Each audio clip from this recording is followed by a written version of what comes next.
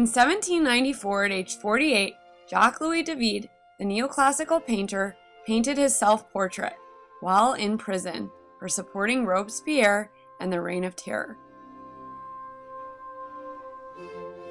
Two principal components of the Renaissance style included the use of human forms, developed by the Greeks and Romans, and an intensified interest in the intrinsic value of human beings.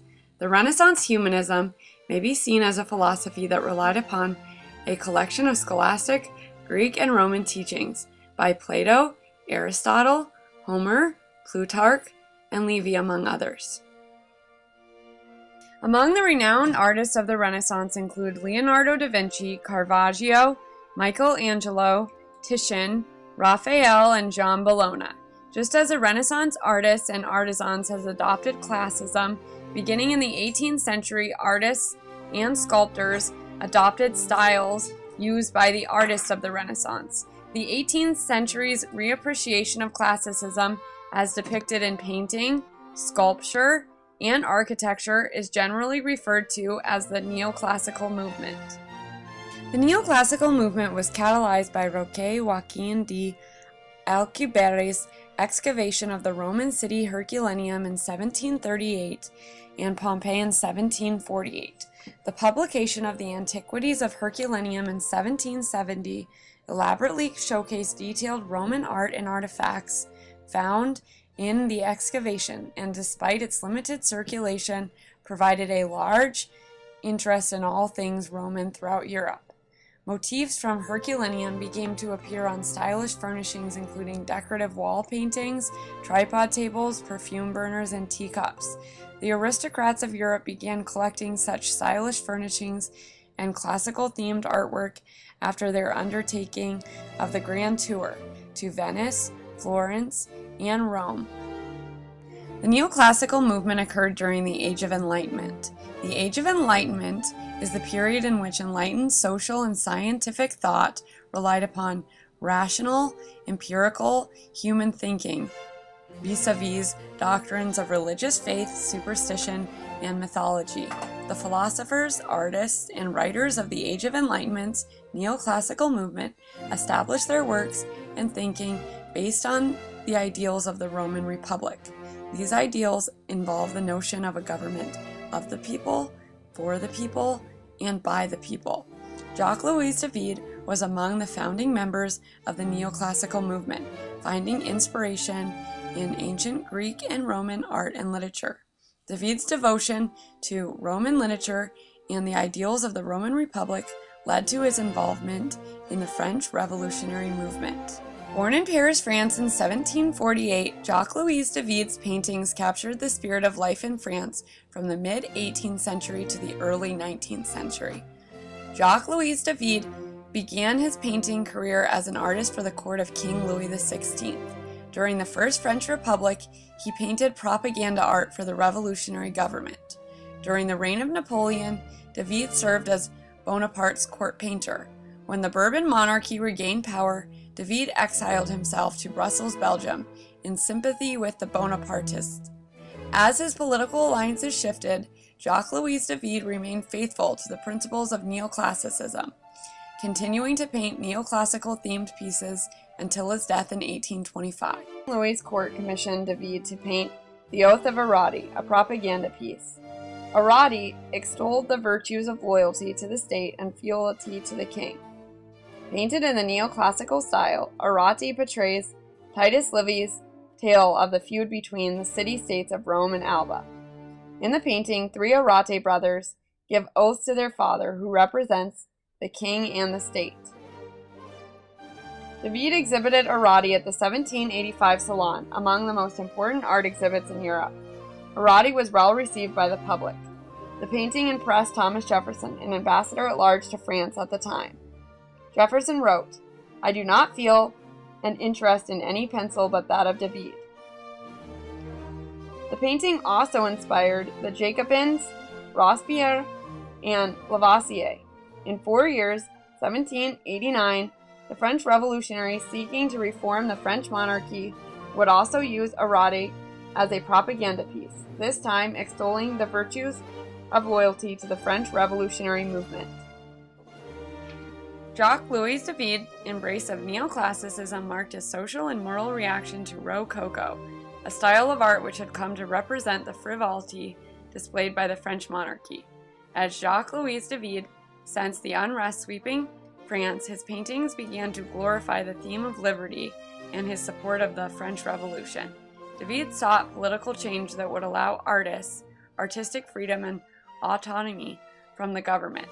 David's friendship with Robespierre, Marat, and Lavoisier aligned him politically with the Jacobins, who saw David's paintings as symbols of social freedom and perhaps good political propaganda.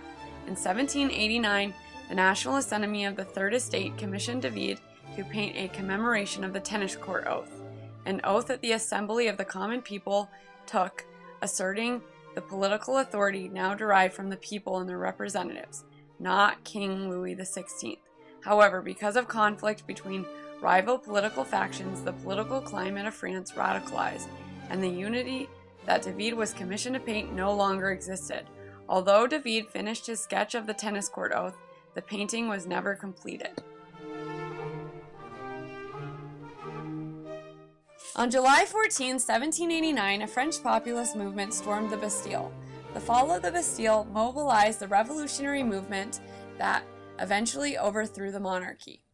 In August 1789, David completed The Lictors Bring Brutus, the bodies of his sons, depicting Lucius Brutus, an ancestor of Marcus Brutus, the assassin of Julius Caesar, the last dictator of the Roman Republic.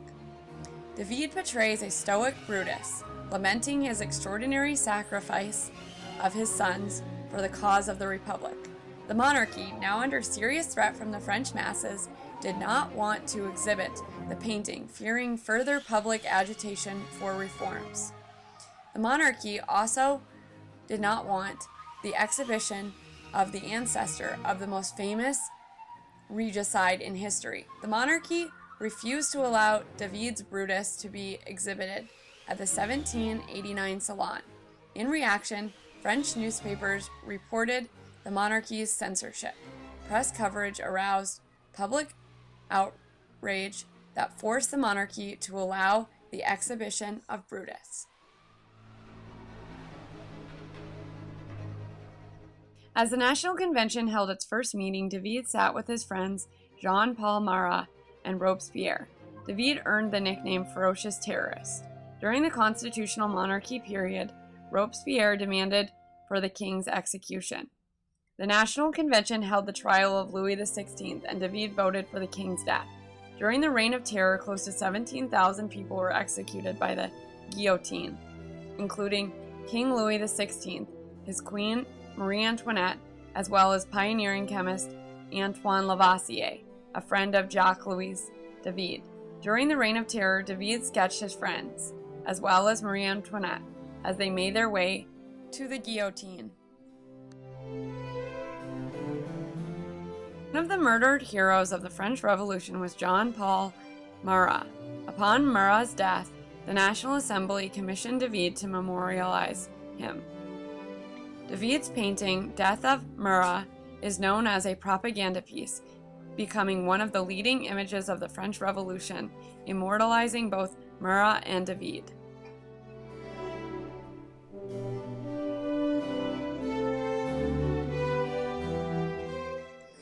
As the French Republic and its reign of terror ended in 1794, David was imprisoned for his political alliances with Robespierre and the Jacobins. In prison, David painted a self-portrait and the Sabine women enforcing peace by running between the combatants in honor of his wife. In 1796, with help from his wife, David was released from prison. He retreated to his studio, mentoring artists, and retired from political involvement.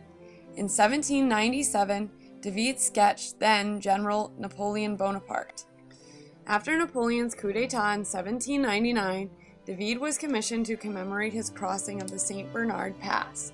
Although Napoleon had crossed the Alps on a mule, he requested to be portrayed on a horse. David painted Napoleon crossing the St. Bernard.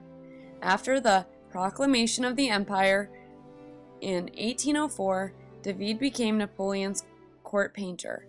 In 1814, with the removal of Napoleon from power, Louis XVIII became king. The new Bourbon king granted David amnesty and offered him the position of court painter. David refused, preferring self-exile in Brussels.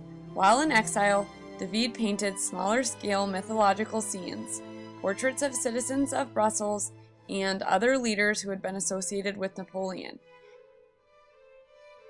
In 1822, David created his last work, Mars being disarmed by Venus and the Three Graces.